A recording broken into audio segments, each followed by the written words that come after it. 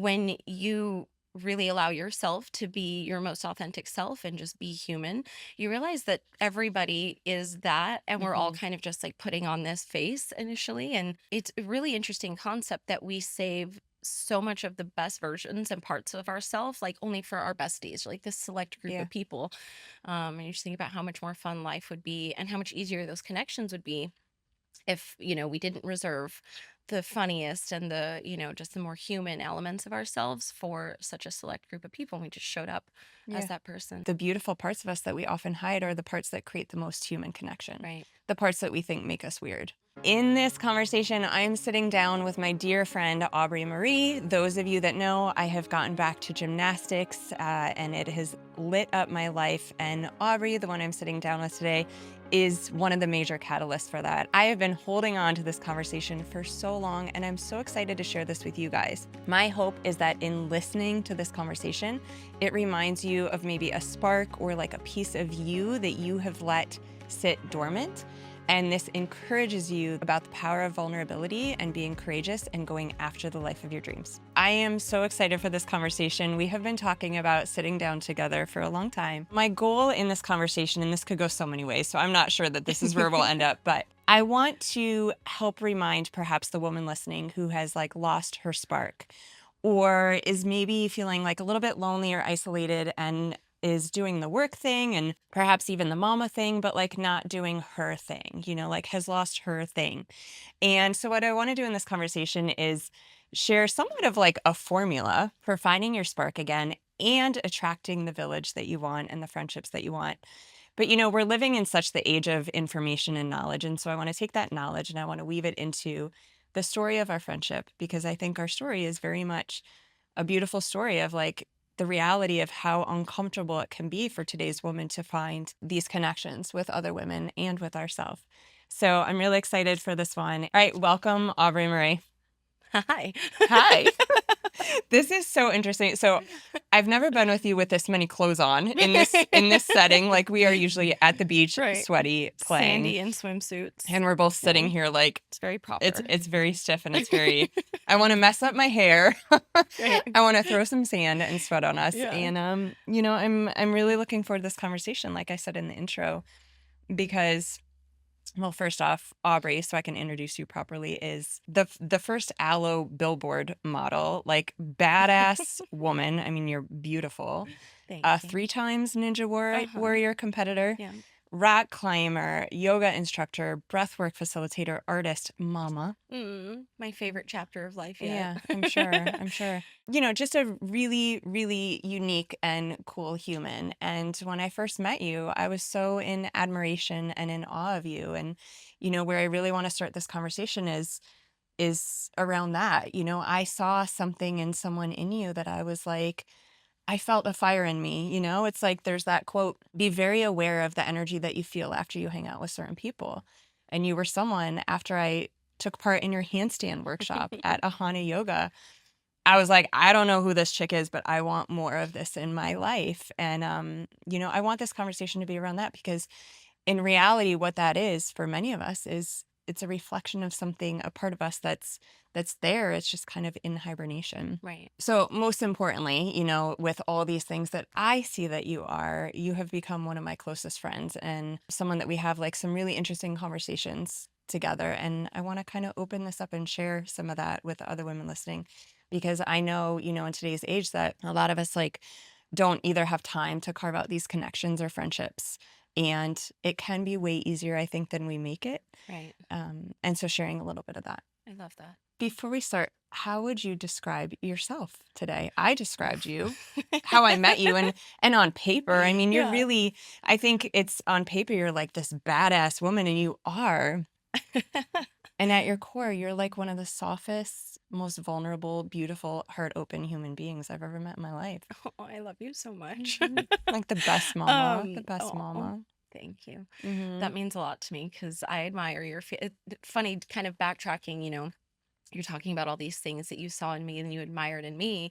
And I looked at you and I thought, oh, I could never be her friend. She's like she's a doctor and she's such a grown woman and her family's like so perfect. And I remember being like really proper around you when Mm. we first met, and now it's really fun. We have our, sometimes raunchy conversations in All of Muscle it. All of Beach. it. I think And you it, become unhinged when you're like right, working out together right. and all up in it, right? Well, I think one of the things, I was just having a conversation with my friend about this, is you realize when you really allow yourself to be your most authentic self and just be human, you realize that everybody is that. And we're all Hmm. kind of just like putting on this face initially. And it's a really interesting concept that we save so much of the best versions and parts of ourselves, like only for our besties, like this select group Yeah. of people. And you just think about how much more fun life would be and how much easier those connections would be if we didn't reserve the funniest and the just the more human elements of ourselves for such a select group of people, and we just showed up as Yeah. that person. That's such an important point, and I think we should really talk about that. And for me, I don't know what it was, but when we moved to Miami, it's like I came to my relationships that way. Mm-hmm. And maybe it's my age, I feel like we've hit a certain age. Yeah. I'm quite a bit older than you, No, but you I've are. also seen this in you I'm where almost 38. I think you hit a point, and I'm 44, so I guess not that much older, but Yeah. you hit a point where it's like, this is who I am. And I think in realizing like the beautiful parts of us that we often hide are the parts that create the most human connection, Right. the parts that we think make us weird. Mm-hmm. Yeah. So one of the first really fun experiences that we had together was, I had taken your handstand workshop. We started doing a little bit one-on-one training. And, I saw a post on your Instagram of you training someone at Muscle Beach, you with Mm-hmm. someone at Muscle Beach, and they were on the bars Mm-hmm. doing handstands. And I remember looking at that, and I wonder how many of you out there have this feeling, maybe not about this kind of situation, but something like this. I remember looking at that person and feeling almost like, I guess it wasn't jealousy, but like, I feel like jealousy, envy, and admiration can kind of feel similar Yeah. in some ways. Right. Because I remember looking at her and feeling all these spectrums of like, oh my God, that's so cool. Right. And then the ego came in, which I know we'll talk about a little bit, but like my inner narrator, my inner critic came in and had all these stories.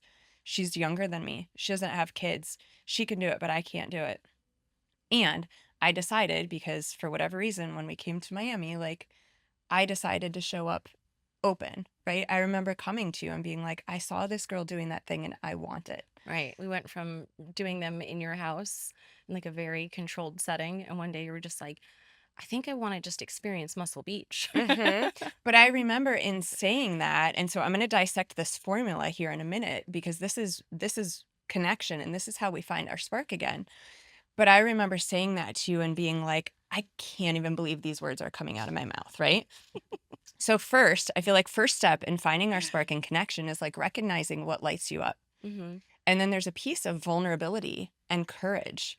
Because as I'm saying that to you, I know it's not what you're really going to do, but part of me is like, is she going to laugh at me? Right? I'm this 44-year-old mom. Is she going to be like, yeah, like you never would, right? But I know Right. we've all experienced that. And so we hold it in. And like, what do we miss out on? Right. Because I said it to you and you were like, how about Friday? Right? And then Remember that? flash forward to this last Sunday, and you were doing things that I Yeah. can't do because you've been training your ass off. And I walked away. It's so funny. We've been friends for Nayla's 17 months. So Like 2 years. yeah. Mm-hmm. And I walked away feeling like, oh my God, I have to start working out again. I've been just like very much so in mom life and in work, and just kind of like focusing on a lot of other necessary elements, of course. But yeah, I walked away from the beach and I was just like, I'm training. It was like Mm-hmm. such a wake up call. It was this beautiful, like very humbling and motivating. There was a small part of my ego that was like, she's not going to want to train with me anymore. Mm-hmm. Like, And you said that to me, I right? You did. said that to me. This is what's so beautiful. I feel like what's so beautiful about, I think for so long as women, we've heard that ego voice and we squash it down. Hmm. And when we share it, that is what creates connection. Yeah. Because you said it to me and I was like, dude, 100% I'm training with you. And like, let that light a fire under your ass because you did that for me. Yeah. I'm not going to play small with you, Aubrey. I'm not going to downplay that I did just do really well It here. was so You know? impressive. Thank It was- you. It's There's from still what you taught me, for no, I mean, sure. maybe that's what kind of like lit your fire, Mhm, but not to discount the work. I was just, again, another friend, a trainer, and I were talking about what a blessing it is to work in a line of work that all you have to do is be present and share some of the knowledge that you have. And then mhm. people come to you and they're like, you did this. And it's like, no, those Mm, are your hard earned hours. Like you did that. mm, And it's mhm, just such a cool line of work to be like loved and admired for simply playing and doing, what we love to do and mhm. helping people to reconnect. Um, in your case, reconnect. Some people are discovering movement for the first time, and it's truly such a blessing.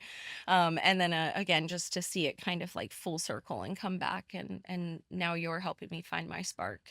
It's like Yeah, that's the well, power of community. it is 100%. Yeah. And what do you mean by that's the power of community?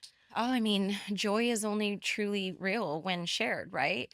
Like I can have all of these skills. I can be, very proficient in my handstands and whatever it may be, but how boring is it? Like Muscle Beach is only fun because of the energy of everybody coming together, in Mhm, one place. And it's mhm, everything from like the tourists on the boardwalk that just sit in awe and film you or come up and say very kind things, or you know the other athletes, and it's just hundreds and hundreds of hours of skill all sort of culminating together. And then sometimes it's the community bringing you back to it. mhm. I've gotten so much more in shape since I moved to Miami. And in shape is a, I don't mean like, oh, like I look better, which I do, but that's just a Mhm, beautiful byproduct of the movement and the joy that occurs. Between South Point and Muscle Beach, it's like, so over the holidays, I was in Utah, and it's cold and mm. kind of stagnant, and everything is like driving distance away. And I was like, man, I would be a totally different human being if I lived here. Yeah, It's it's like kind of cheating. like, it's like before summer, you're like, oh, I got to get my swimsuit body in check. But like Mhm, Miami is that all the time yeah. for fitness, at least in, the community that I've created, where like, if you don't practice and you lose a skill, it's like you're like, oh man, I gotta, I don't want to keep showing up if I can't. Right. There's well, the playing level around you is pretty high. And I Yeah. think again, kind of looping back to like the woman listening to this who has maybe lost that aspect of her, I think Hmm. another really important step in getting back to your spark is surrounding yourself with people who have found theirs. Right. And I know at times we all lose it. Like we've reflected this back to each other. I know your spark and I know your light. And so I know how to show you it again when you've Mm. lost it. And I think having those friends, like it can be really easy to play small because playing small feels safe and to stay in our familiar bubble and our familiar story because not only it feels safe and comfortable, but like neurologically hardwiring, it feels safe. And so to throw yourself into a situation where like everyone is better than you. I mean, I remember the first time I walked out onto Muscle Beach, I was like, I so don't belong here. I so don't belong here. But like very quickly you see that you do because Yeah. people grab onto you and pull you up with them. Yeah. And I think when we show up that way, when we show up like willing to reveal those pieces of us, to bring them to the light again, those pieces that we've forgotten about, it's play, it's joy. Yeah. Miami is a lot of that energy. I've heard people talk poorly about Miami and say that it's superficial or it's, X, Y, and Z.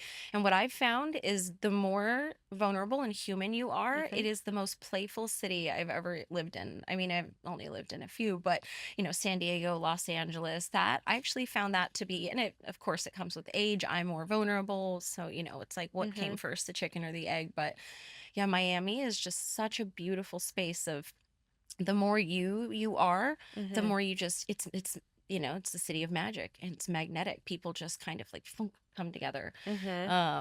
And of course I'm biased, but specifically in the wellness industry. I don't, this is kind of a tangent, but I was thinking, we've been friends for 2 years, and you're saying, my spark. Hmm. And it's like, oh, I'm just so grateful for what a loving and understanding human you are, because you met me at like a pretty turbulent Hmm. Hmm. an interesting chapter in my life, becoming a single mom Hmm. and kind of just navigating all of that.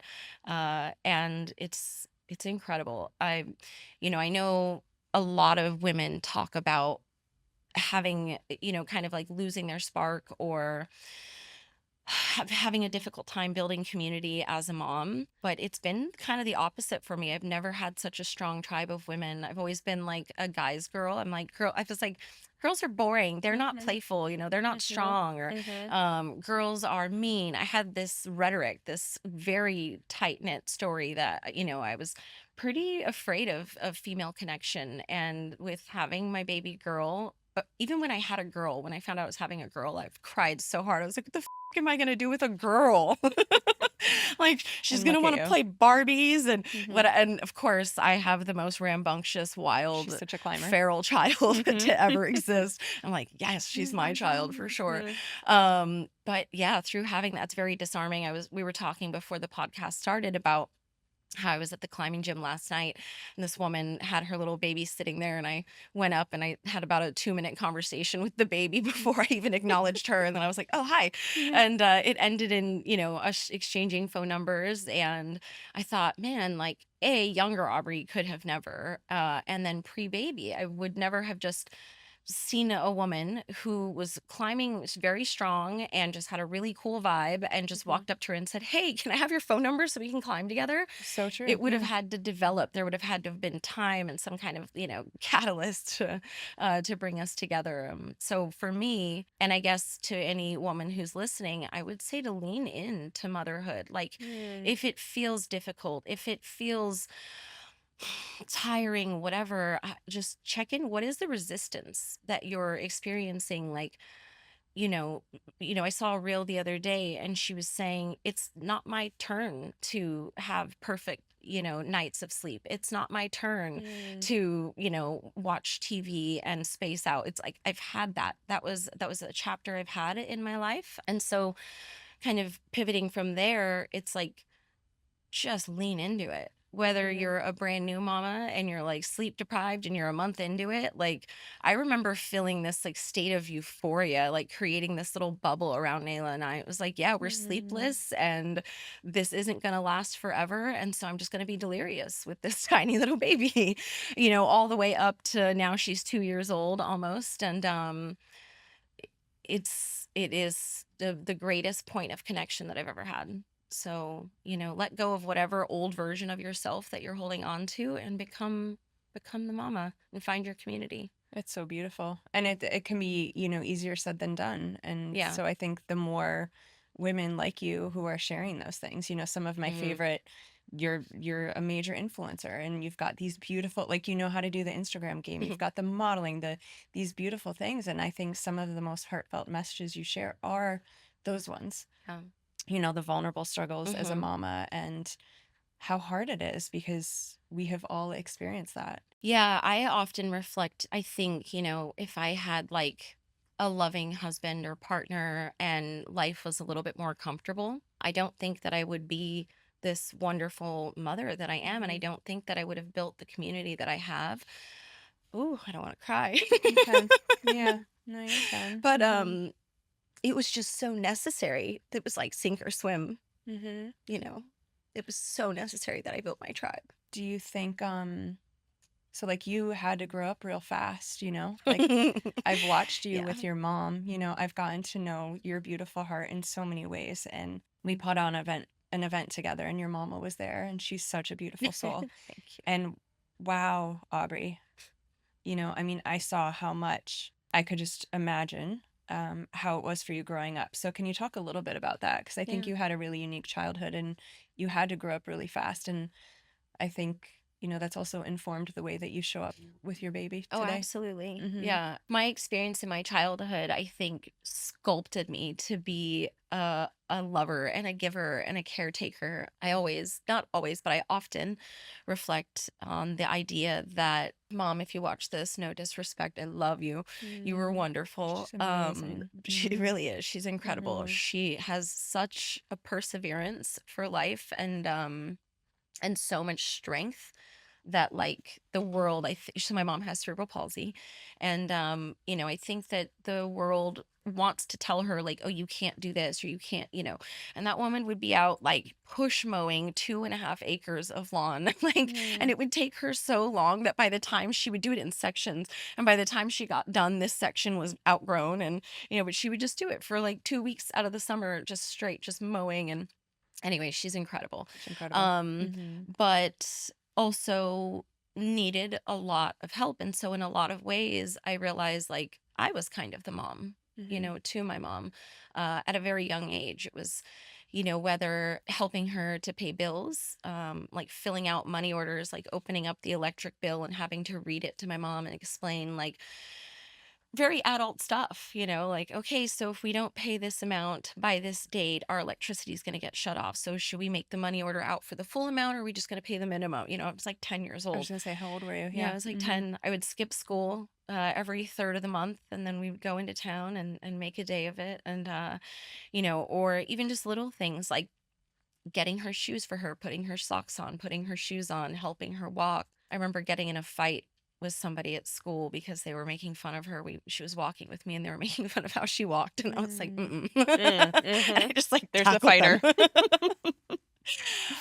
Yeah, so it's, and I think it's to the point where I feel like that need to take care of and to give, it was like has even been like smothering for partners in the past. They're like, Mm. Mhm.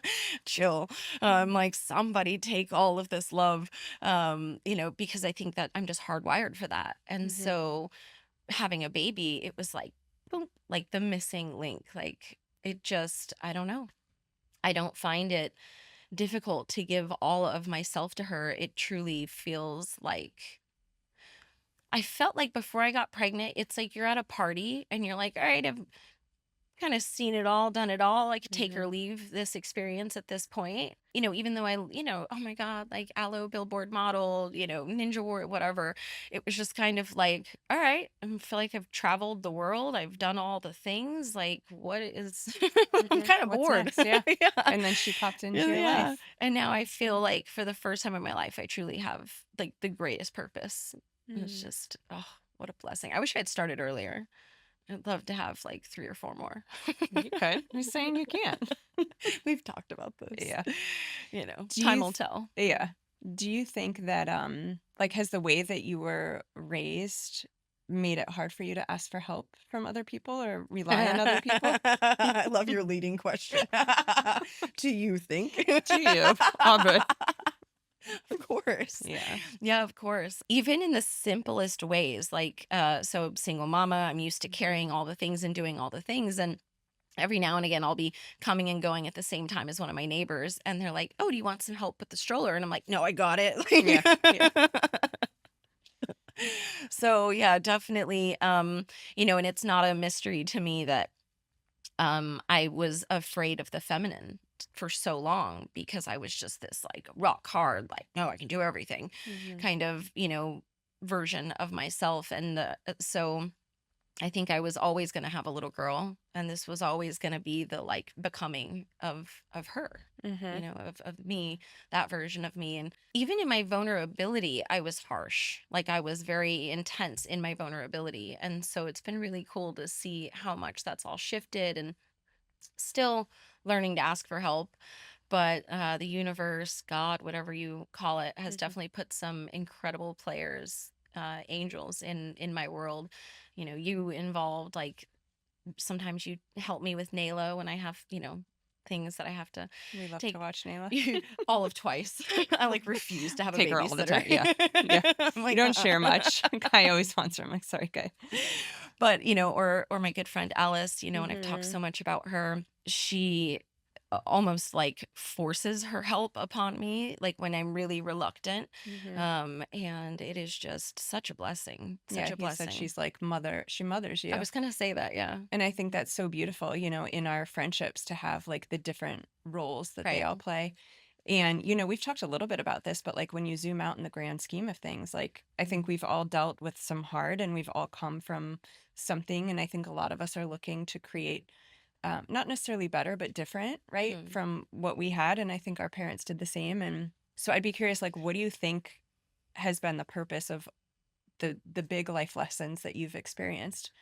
And what Mhm. are you here to do this time that's different?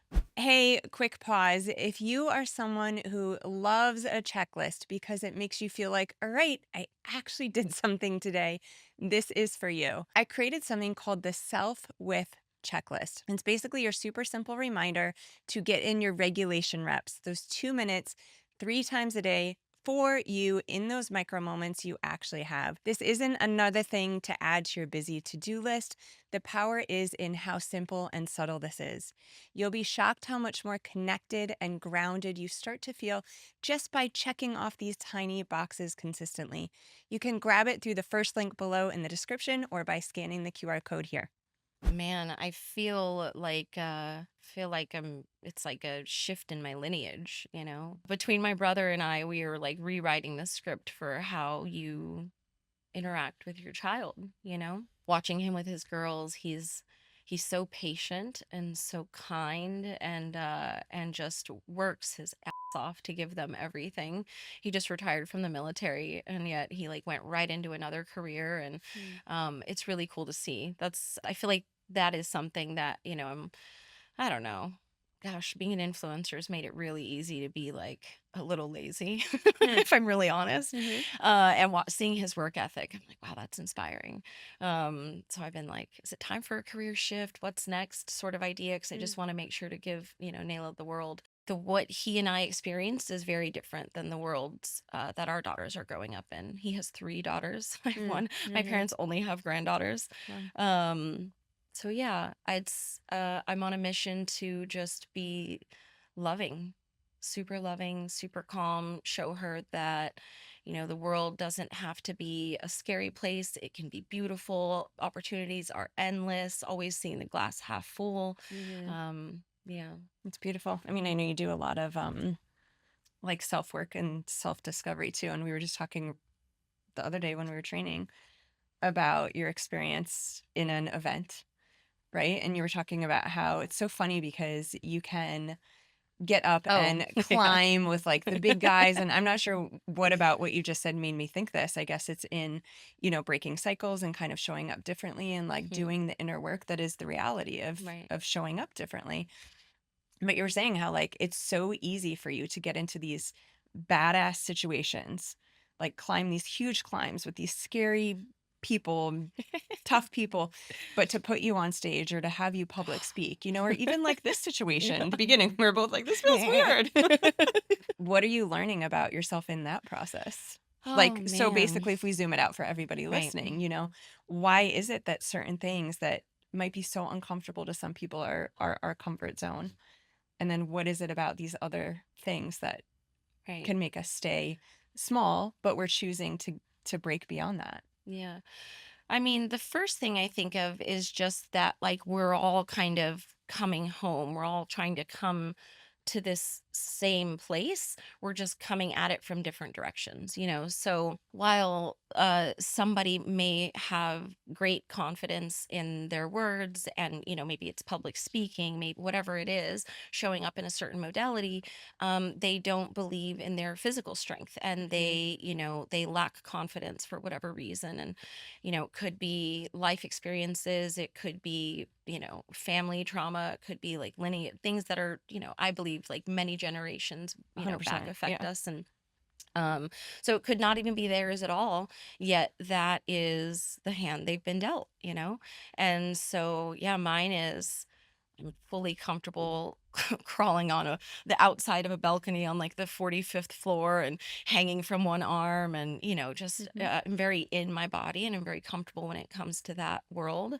But yeah, so I was sharing with you when I went to Landmark, one of the big kind of like to get the most out of that experience, they encourage you to come up in front of this group of 50 people and share your biggest like traumas and whatever it may be.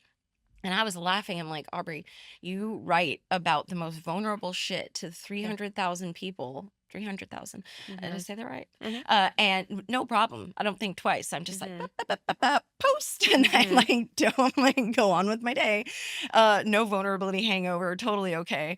But to get in front of that crowd of 50 people, I was laughing. I was like, if I think I'm able to do that because like ignorance is bliss, like I don't think I can even compute the platform and like what I'm sharing. It's just like, to me, It's just it's right like there my on your journal. phone. Yeah. Yeah. Yeah.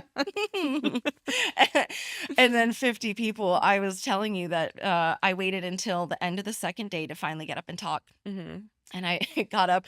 The presenter put like 6 people ahead of me.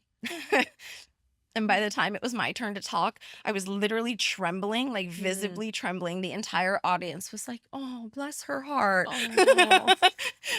People came up to me afterward. It was like I was in an AA meeting. They were like, "That was a really powerful share." I was like, Which is, "Thanks." though, it is beautiful because you think about those 50 people, definitely, probably at least half have some Mhm. fear. I mean, for most people, that is the biggest fear. It felt like every face in that room got up and spoke before I did, and everybody was so. There was one other girl who I aligned with who was, very nervous, not as nervous as me, but she was, Hmm. like, very fidgety in her body language, See. Hmm.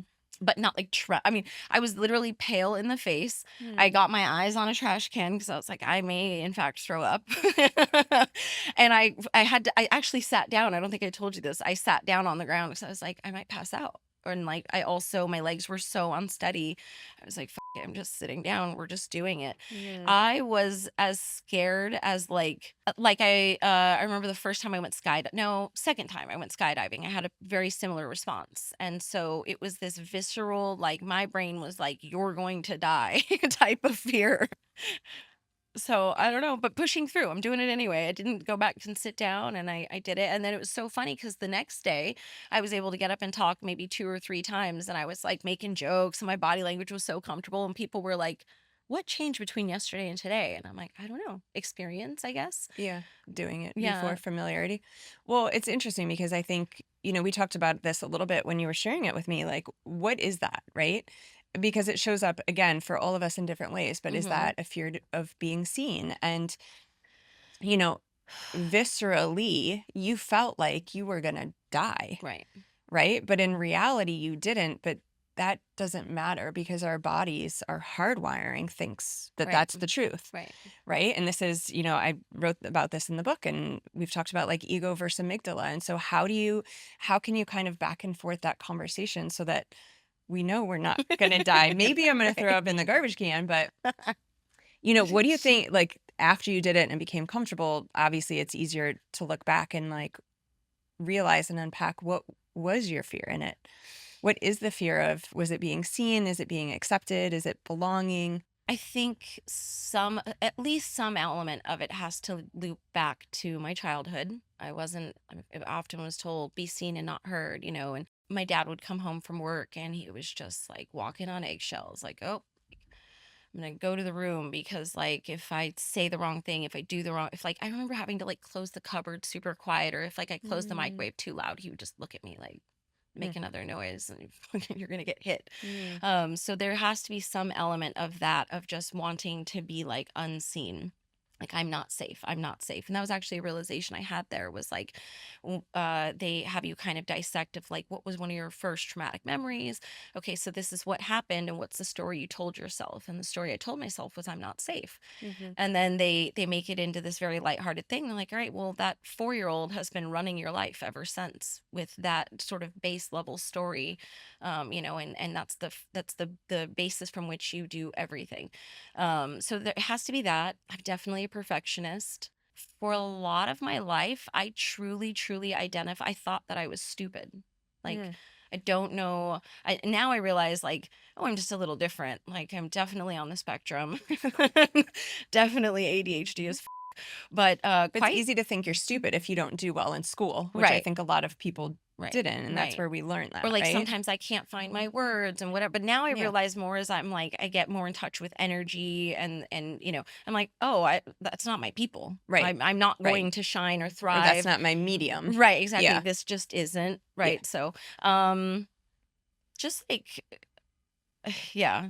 The Mhm, other thing I want to say is that I think that what you experience when you're in your mother's womb is very shaping to who you're going to be as well. And my mom struggling with cerebral palsy and her entire life, like me witnessing her talk poorly about herself or feeling like she's dumb, she's going to be really mad at me for sharing this, but to be Mm. honest, she can't Mm. read, she can't write. And that is something that she's just, oh, I'm so dumb, I'm this, I'm Mhm. that. So I think it was just experience, and then it somehow became mine. Mhm. And it really plays in, like, I'm just afraid I'm going to mess up, and it doesn't matter how much I prep, I always feel underprepared, or I feel like imposter syndrome, which is funny because then when I finally show up and do the thing, I'm great, Right. you know? Right. Which is, again, this is why I want to bring these pieces out, because these are things that we all experience, right? Hmm. And so I could take you, Aubrey, and put you on this podcast and be like, look at amazing Aubrey in her strength, right? Which I Right. also want to do. I want to talk about you teaching, because you're going to light up talking about what you pull out of people. And I Mm. also want to have that conversation with you. But also where I knew you would go in here is that place, Yeah. right? Because we can see you, this beautiful model, this beautiful Instagram girl, but like at your core, you feel what a lot of us and what a lot of the women listening probably feel. Right. The women that are insecure and maybe are scared to be vulnerable. So when you are feeling those things, like, what bridges the gap of you deciding to do it anyway? Like, what I love to say, be afraid and do it anyway. Hmm. That's like what helps me. Yeah. I have all these little mantras. Be afraid and do it anyway. Or like, if I get off stage, like, I will always say that went well. You No said matter what. I shared that with you, that. right? After our podcast, we're just gonna be like, that went That went well. really That well. went well. Because we can just sit there and like beat ourselves Right. up, right? So for the woman who's like, yeah, I feel all that, so I'm not doing it. Like, it's fucking scary. What makes you do it? I think I'm tired of looking back and regretting. Mm. I'm tired of like not fully showing up. I've been so fucking blessed, and I've had so many opportunities. It's like the universe is like, please just show up fully. Here's Mm-hmm. another opportunity and another, I've gotten experiences and opportunities that, I look around and I see people working exponentially harder than I do. And they haven't been allotted the same blessings. And so, and I feel like I've squandered Mm-hmm. a good amount of opportunities Do you out of feel like fear. through showing up? Like, I feel like there's an invisible force that when Right. you step in, when you're like, I'm drawn to this, but I'm scared as hell. Like, I can't explain it fully, but I know it to be true. Right. It's the red carpet. I call it the red carpet. Mm. Like, good job, Aubrey. You took that one step. I'm going to give you the next three. I mean, for a lot of my 20s, no, I wasn't taking this step, and the red carpet was still rolling out. And so Mm. that's what I'm saying is like looking back and being like, if I had just worked a little bit harder, if I, and it, Mm. it actually, I won't even say it's work. If I had just been a little bit less fearful, then where could I be now? How much Mm. more successful could I be? And success aside, just growth as a human being, like how could I be an even better mom? How much more well prepared would I be to show this little girl the world? And now it's like, I don't want to say like time is up, but like it's imminent. Like, I'm like, I got this tiny little baby who is going to be conscious and it very soon before I know it. And I can't be like the fearful mom. Mm. That's just it's not going to work. Like, I want her to know that she is the most powerful being, like she is main character. And I never want her to play small. And so Mhm. I think a lot of it has to do with Nayla. But yeah, just looking back and being like you go to an event, you go to a party, you go to a thing and you leave and you're like, damn, there were so many cool people there and I was so shy. Mhm. Or, teaching, when I used to teach, I would be like, man, like, yeah, that went well, Mhm. but those people got a fraction of who I really am. I was so Mhm. scared up there speaking and doing my thing that I was like a robot, and they didn't get any of my funny jokes. They didn't really get the essence of me, which is like, I think, that's where Mhm. so much of my power comes from, of just Mhm. being this like unhinged human being. So yeah, tired of regret. Tired of regret. Tired Just of the fucking taste of over it. regret. Yeah. Yeah. It's It's so much less painful to do it scared than it is to look back and be like, that wasn't my 100%. Amen. And life is so short. Like, Yeah. why the hell not? Yeah. And the refractory period, don't you feel like is really small? Meaning you're scared, you do it anyway, and the reward is like right Yep. there. That feeling, that high. It's the Absolutely. best drug, I think. Like 15 Next to minutes into childbirth. doing the thing. Yeah, childbirth was wild. Yeah. But yeah, like 15 minutes into doing the thing that you don't want to do, you're like, this Whew. is it. Yeah. 100%. That's the red carpet. That's the red carpet. That's the I feel a spiritual connection. Oh, I feel absolutely. you're honed into something, you're Yep. channeling, right? Mhm. When you can get out of your own way. Mhm. Hey, we'll get right back to the episode, but I want to share one of my favorite incredible tools with you. You know, I'm all about sharing the tools that help make me feel as good as possible in the easiest way, right? So that's why I'm obsessed with the sauna space glow light. Our whole family loves it. And it's like having the benefits of morning and evening sunlight without having to step outside, especially when it's just not accessible, whether the weather is too cold or you're stuck at work all day. The red light therapy uses infrared technology to boost your energy, mood, and even your sleep. This is perfect for those days when you can't get outside but still want all the benefits of the natural light. I use this to start my day feeling grounded or to help me and our family wind down at night. It's so simple and easy to incorporate into your routine. If you've been wanting an easy way to bring the power of infrared technology into your life, check the links in the show description for my epic discount on Glow Light by Sauna Space. Now back to the show. Talk to me about teaching, because I think when you're teaching, you are so in your element. I love teacher Aubrey. And, you know, what is it about teaching that lights you up? Like, what do you see happen in let's talk Yeah. about the women in particular, women as you're guiding them. Oh man. Well, I think it loops back to my childhood. It's an outlet for me to take this kind of like caring and this coddling, like, um, Mm-hmm. although if you've ever taken my class, you know that I actually don't coddle you. Unless Yeah, it's no. well, maybe in like a breathwork or meditation, there's some coddling, but in a physical movement, I'm like, don't be a little bitch. Yeah, but you're Is it also that you like, you can't or got that you this. You don't got, want yeah, to? yeah. You coach. I feel like you Yeah, coach. there's an intensity behind it. Mm-hmm. But there's just something so beautiful that when I'll take you for instance, when you were like, I cannot climb up on those parallels, the bars. You're Mm-hmm. like, no, you want up there? I was Mm-hmm. like, yeah. You're like, it's too tall. I can't fall. There were so many reservations. Mm-hmm. And then I don't remember. It took us like 2 or 3 sessions to get you to get up there and do it all on your own. And after you did, you fell and you came Mm-hmm. up and you looked at me, and for a split second, I saw like 8-year-old Melissa. Mm-hmm. I saw this like unfiltered, beautiful joy, like the most innocent humanness. It was just so magical. And it never fails. Every time people turn and when I push somebody to do something that they had convinced themselves they couldn't do, they turn and look at me with this it's love. It's It's love. love in the Mm-hmm. purest form. And it's just like Mm-hmm. I feel like the rest of the world sort of fades away and our eyes lock, and it's like Bluetooth or it's like Wi-Fi. You can't feel it, you can't see it, but it's absolutely there. And there's just this like connection.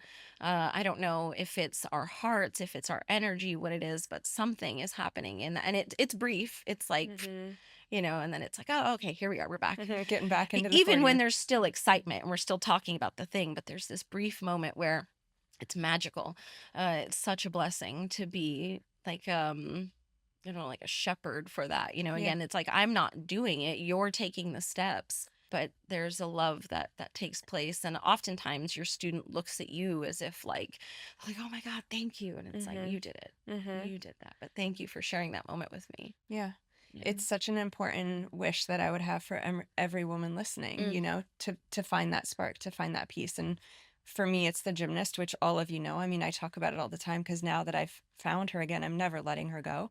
Like, she's been dormant for so long. And so you have been my catalyst for that version of me, right? That is But so cool. when it comes to, from your perspective, women finding that again, whether it's their gymnast version or something else, is it because I think a lot of women are like, oh my God, I used to dance. I want to get back to dance, but I used to be an artist. I want to get back to art, but. So, like, is the most important first step really about skill and ability, or, any of these things that get in our way, or is it more about permission? Oof. Yeah, 100%. I think it's vulnerability and permission. Had you not been vulnerable enough to be like, oh, this cool girl, but she Mm-hmm. won't want to be my friend. And you're like, you sent the text anyway, and think about it was kind of a slow build. Like at first, we were just kind of doing training modalities in your living room. And, Mhm. now 2 years later, you're taking straps classes at the circus center. And so it's like you could have never known that by getting back into handstands or going to even take it back to being a 42-year-old woman and going to a handstand workshop at your Right. local yoga Right. studio. It was crazy in my mind. Right. I was in the back of the studio. Right. I literally remember going in there. I remember what you were wearing. I remember everything because I remember feeling so out of my comfort zone. And there Right. were 10 million reasons that I was not going to go. Right. Like I signed up and then I'm like, oh, but I shouldn't leave the kids. I think it was on a Sunday. Yeah. It's an hour and a half, right? I don't know what to Right. wear. What am I going to do? Maybe I don't feel good. What's that, Kaya? You need me? Yeah, but like that what to me it's like that's that one brave Right. step and everything else has come as a result of that. Right. It's like a domino effect. And you just have to Mhm. you think about, there was that, and then you reached out to me personally. Then from there you were like, I see Muscle Beach in your stories. I want to do that. And then, one day you're like, I'm going to go take a gymnastics class. And Mhm. you didn't quite jive with that. And then you were like, what's that over there? I want to Mhm. try straps.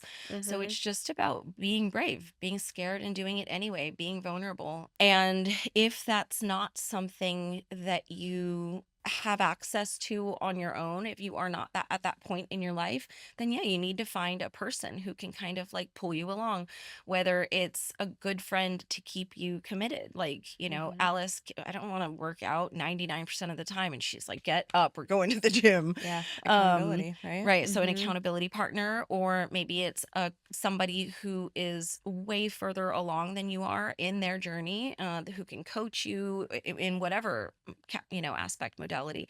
So yeah, you either have it within you, and you just push through when it's uncomfortable, or you find community. Mhm. That's, if you're not going to do it alone, then you need support. Absolutely. Do you think how big of a role is like naming the parts of you that you've abandoned in that process? Like how important is that? And then how also can people find or maybe create that community if they don't have it yet? I mean, it's like if you have a wound that needs to be disinfected, cleaned, and bandaged up, let's say it's like on the bottom of your foot. If you never look at it, like how good of Mhm. a job could you do in assessing the damage and in making sure that it's fully sanitized and that sort of thing? So, absolutely looking at yourself with an honest lens as a whole and naming it is your first step. That's super important, and being really honest with yourself. And then what was your second question? How yeah, if so you talked about the importance of community, Yeah. right? So, like, for us Oh, how do Muscle we Beach build it? community, right? What if someone's like, "I wanna do dance," don't even know where to start, and, like, I don't have that friend that's like, Right. "Come to dance class," Right. right? So how do we create that? Man, I mean, I imagine it makes me think of like being back in Utah for the holidays, and I Mm, was like, "Ooh, it's like it's cold and it's just was so gray and everything, if you want to just if living on Muscle Beach, if I want to walk to the if I want to get some groceries, I just walk to Whole Foods.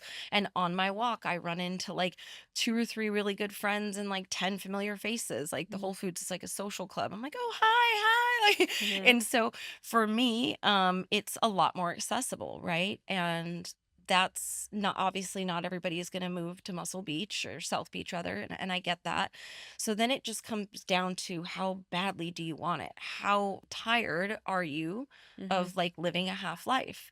And so if you're living in an area that has a more disconnected community feel, it's going to take a little bit more work. You're going to have to get on Google, and I'm just going to stay sort of localized around sports because I think it's the easiest thing for us, or movement, mhm, easiest for us to talk about. Let's say you want that. You're going to have to find your local circus center, your ninja gym, whatever it is. And, maybe it's a 45-minute drive and you're going to have to drive there, and you're going to have to find the workshops and sign up for them. Like it isn't going to just, like I referenced, I'm walking to the grocery store and I see one of my best friends and they're like, "Hey, we're all going to the park to go train. You want to come?" And I'm like, "Yeah, I'll meet you there in an hour." Like mhm. that just sort of falls into your lap when you're living a certain life.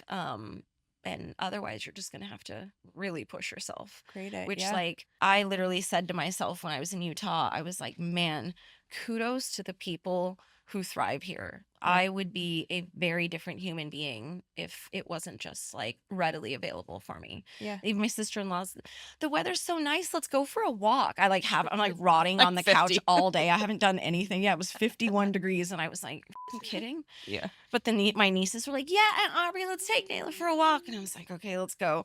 But I just would be such a loser.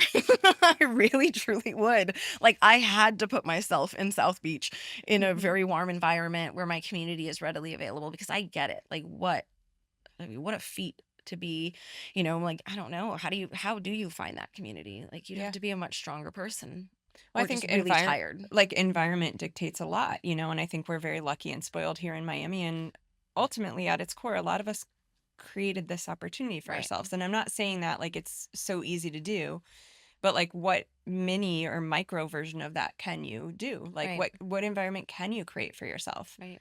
Maybe it's joining a gym or, showing up in places where the kind of people that you want to resonate with or the people that have the spark that you're looking to find are. Right. And then really utilizing that opportunity. So you don't show up to the gym and keep your headphones on and your eyes down the entire time. Yeah. You see a girl and you're like, "Oh, wow, I love her pants." Or, "Oh my gosh, her eyelashes are so pretty." Mhm. You go voice it and Mhm. you see if the energy flows and you strike up the conversations. And I always like to imagine like you have no idea who you like just walk past on the street that was supposed to be a main character in your life, but because you didn't voice the thing, like Mhm. that person could have been the key to like your next career step. They could have been like their friend of a friend is like the person you're gonna end up marrying, or it's like life is this big video game. And like if, like an RPG, a role playing game, Mhm. you could like wander around the city and do nothing, and you're still playing the game. Or you can wander around, you're like, "Hey, here's this chest, let me open this chest. Oh cool, I just got these, whatever it is." Or open this cupboard and you just got A some treasure. yeah, thank you, that's Mhm. that's the word I was looking for. A gold coin. Yeah. um and so life is that, so you Hmm. don't just show up, you open the cupboard, you open the drawer, and you acquire your treasures. It's so important. Blending in, I feel like is the way to that's what we do when we headphone in and Right. let me just look like everyone else here and be like everyone else. And it's safe, but it's also very lonely. Right. So I love what you just said. And I think another great mantra I've lived by is rejection is the price of admission of the life of my dreams. Hmm. And so I think you also do need to get comfortable with rejection because if you're going to put yourself out there in all ways in your life, the reality is you are going to get a bit Right. of rejection, right? Whether it's going for a big career or asking for big opportunities, like it is a piece of it. But also, most of the time, you're not. And so, I would love to know from you, when someone does vulnerably approach you, whether it's like in friendship or in coaching or training, how does that land for you? Like, what kind of connection does that create for you when Oh, someone is honest, right. right? Instead of trying to play it cool. I'm immediately like, "That's my person. Mm, I love you. Like, thank you for being a real human." And for that kind of person, it's like I will go to the ends of the earth, I will show up, I will move my schedule around, like just to be that positive reward, to mhm. reinforce that, so that it's like a bit of the be the change you wish to see in the world. Like just in them doing that and knowing that it was like probably very difficult for them, not everybody's comfortable with vulnerability. I'm like, "Oh, I'm going to make sure that this was a good experience for you, and you're going Mhm. to want to do that again and again and again because you're going to see how powerful it was." I love that you touched on the B, identity a little bit The there. what?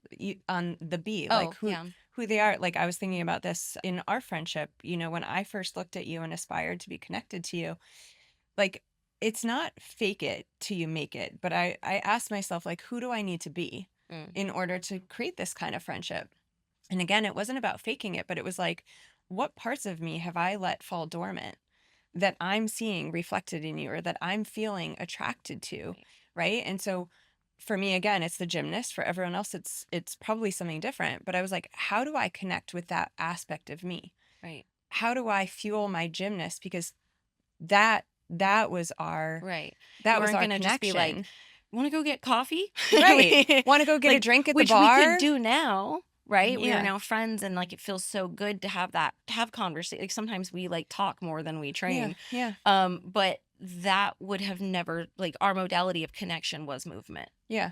But I think, what I'm saying is like, how important is it for someone to be like, who do I need to be in order to deserve or get this opportunity? Like, I can't say that I want to be a ninja warrior, for instance, and like lay here on my couch. Yeah. Right. So like, I think approaching our life and our goals and our connections and our relationships from that place. I want this beautiful connection with a wonderful man. Like, okay, is the version of me going to attract the version of him that I'm looking for? I feel attacked. As I'm saying it, I'm like, I'm not directing this towards you. Oh Just kidding. I love you. my No, I mean, but God. it's so accurate. Like, and I'll just speak honestly to that. I do feel like I look around at the type of men, we talked about this a little bit the other day, the type of men that I'm comfortable interacting with. Mm-hmm. I don't respect any of them. I'm like, Mm-hmm. oh. Why? Oh man, I'd see them that they're, it's like little boy energy. Mm-hmm. Maybe it's their finances, maybe it's their personal habits, maybe it's not to be shallow, but maybe I just like don't find them fully attractive. And then there's the guy that I look at in across the room, and I always avoid this person like at all Mm. costs. Like, where I'm like, oh my god, he's so handsome, he's so successful, he's so smart, he has such like dedicated, routines, and a really like just his life is together. I'm like, "Oh my god, I'm terrified of that man." And the Oh, reality is because I don't think that I've, like, stepped up to the plate in a lot of those areas, you know? because you don't think you've stepped to the plate, or is it like a false story about your worth? Maybe a little bit of both. Um, but there are a lot of areas in my life that I can be better, you know what I mean? Like, that. All of us. Yeah, yeah, Yeah. but specifically the ones I just talked about. We have so much chatting to do I know. after this. Because I feel like that's so easy. That's so easy, right? Because we can, I don't know, so many things, like a whole other podcast on identity, but like we're not creating something that we're not. We're just getting off all the crap and the Right, trauma and the layers and the false stories right. to reveal who we truly are and here to be. I And so mean, when I'll you see just. that man connection, like Right, that's exactly the person that you resonate with. maybe. You're just burying all of No, but I that. think about like my routines. Like, I'm gonna be really you guys don't judge me, but like I don't do anything every single day. Like people will ask me like, "Oh, what do you eat? What are Mhm. your habits? What do you eat every day?" Or like working out, that kind of thing. And I'm like, "Look, I'm gonna be really honest with you. I literally don't even brush my teeth every day. Like sometimes, or like I brush my teeth at least once a day, but like Mhm. I'll forget at night, and I like, you know what I mean? And I'm like, what kind of 38-year-old woman forgets to brush her teeth before she goes to bed? Like, All I think about in that though is like I'm wondering who you're comparing yourself to, the right? man that I'm afraid of. I don't know.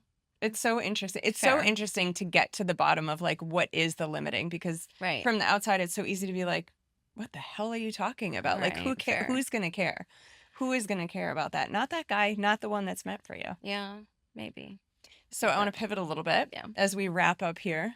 Um okay, 8-year-old Aubrey or 80-year-old Aubrey, you choose, is looking at you today in this season. What is she proud of? 8-year-old Aubrey is really proud of me for being the parent that I wanted and needed. I love you. I love you.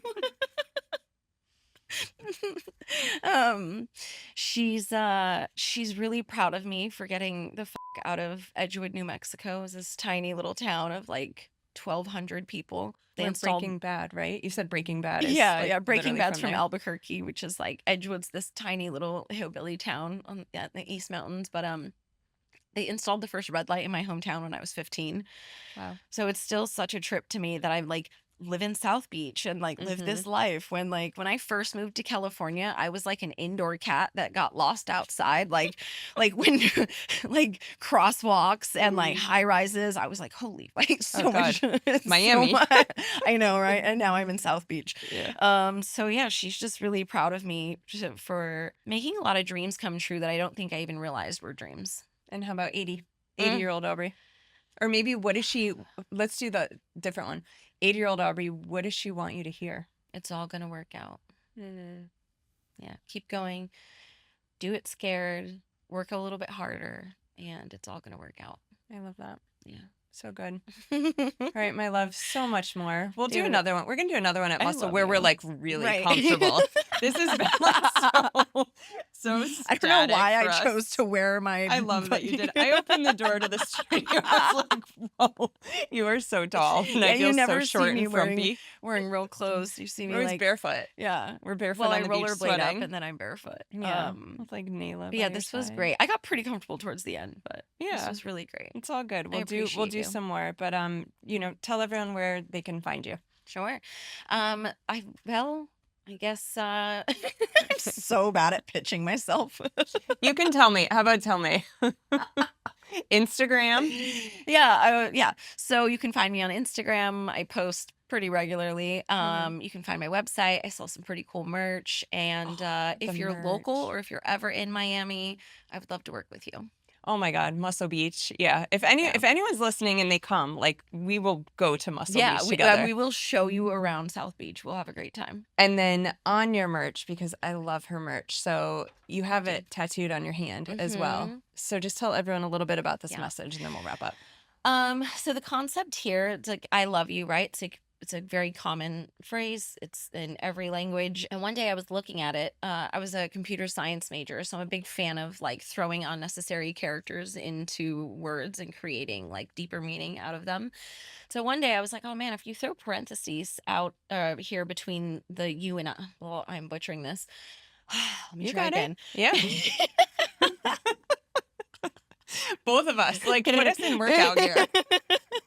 Basically, the concept here is that with this separation, it became super clear to me that literally only love exists between the spaces of you and I. Mm-hmm. And then you can kind of go deeper and deeper and deeper into that. And what it ultimately becomes is only love is real. And it started out as like a thing from me to me. I was dealing with I was just really sad. I was so sad. And so I was journaling and I was both the you and the I, right? And I was like, I love you, like love yourself, that kind of thing. And so then I'm like in Bali, I think it was Bali, maybe it was Thailand. Anyway, a couple years later, and I decided to get it tattooed on my hand and I shared it to my story and I could not believe it. Right away, like 10 people tagged me. Oh my God, I got that. I hope you don't mind.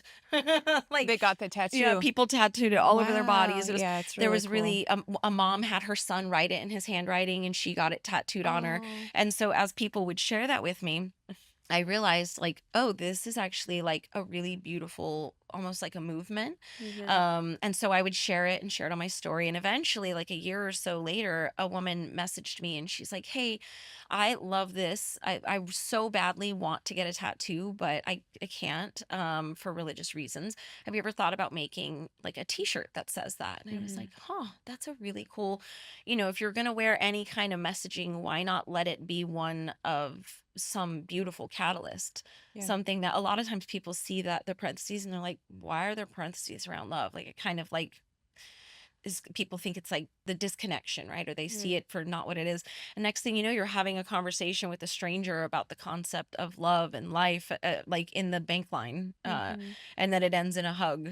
And so, that's how that came to be. And it's so beautiful. And the clothes are so fun. Like, you know, clothes, you know what people like to wear probably from all your work with the brands. And yeah, beautiful. All right, you guys, check her out. Loved sitting here with this conversation with you. So good. All vulnerable. Yeah. Even for us. Yeah. All the discomforts. Even for us. Hope you got something great out of it. We always love to hear from you guys. So let me know anything in the comments and perhaps what resonated with you and what you're going to do to go find your spark. See you next time.